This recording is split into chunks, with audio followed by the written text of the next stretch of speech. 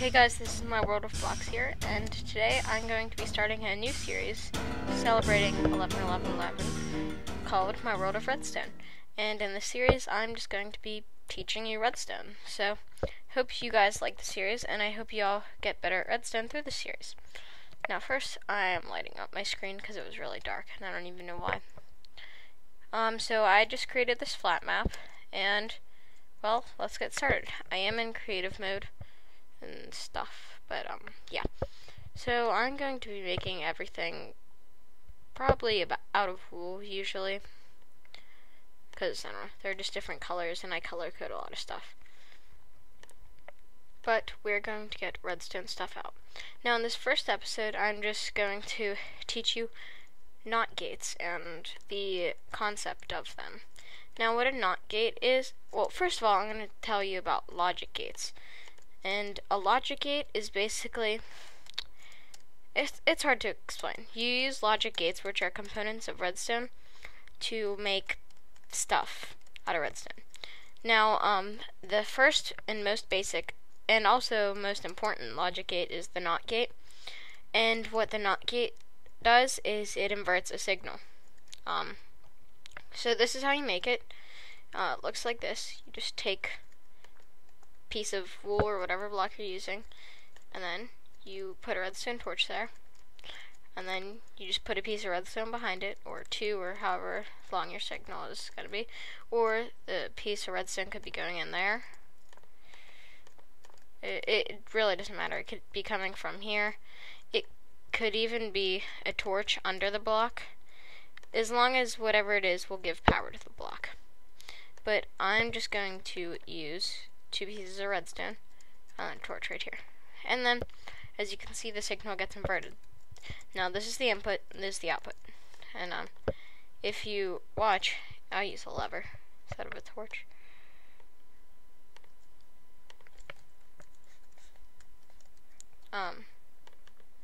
When I place the lever, the signal, the input's off, so the output's on. But whenever you turn the signal on, the output's off. Same over here. I mean, it's the exact same thing. I mean, this works with like buttons, torches, pressure plates, anything. Now, the concept of how this works is the redstone torch here wants to power this block. So, as long as this block is being powered, the torch can stay on. But if the block is being powered by another source, the torch can't power the block, so the torch turns off, which means the torch can't power anything else.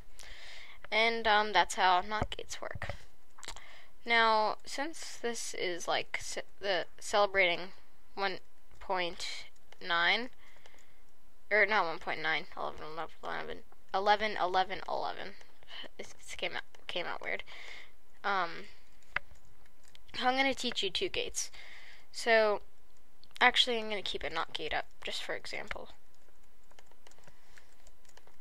Okay, the second gate I'm going to teach you is called an AND gate. And what an AND gate does is it says that both inputs have to be on for the output to be off. So, here are going to be our two inputs.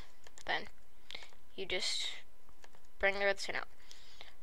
So, how you make an AND gate is you take 3 pieces of whatever block you're using, then you put a torch on top of each end, and then a torch in the middle on the front. And then you just have your inputs leading to here, and then you put one piece of redstone right there. And then this is your output. So, here, I'll drag the output around over here.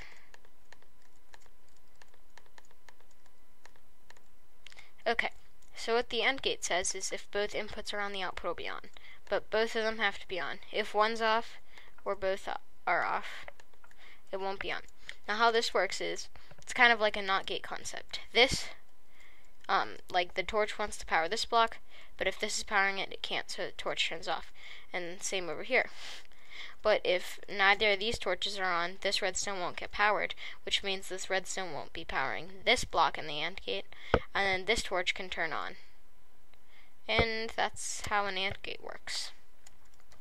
Now, I always in this series, I'm going to use an example of using each thing. So this, for this episode, one of the main reasons I'm teaching 2 gates, aside from just it being 11, 11, and 11, is, because you really can't do anything with a NOT gate alone. I mean, you can, but it won't be very useful. So I'm going to use an AND gate and a NOT gate in this example. So I'll do the example over here. Let's see, we'll just need like pressure plate, a door. Oops, not a sign. I think that's it. I think we have everything else. Alright, so say you're having guests over or something, I don't know. And actually, let's bring this to the side. And you want to know when someone's entering. Or how about you're not having guests over? You just want to know when someone's entering your house. Oh, come on. So what you do is you set up an AND gate like this. And you want a torch to be on whenever someone's entering your house. And you want to see whenever someone enters your house. So what you can do is, if you want this system to be able to turn on and off as well, you just use an AND gate, and then whenever this side is on, the thing will be on. But if it's not on, it won't be on.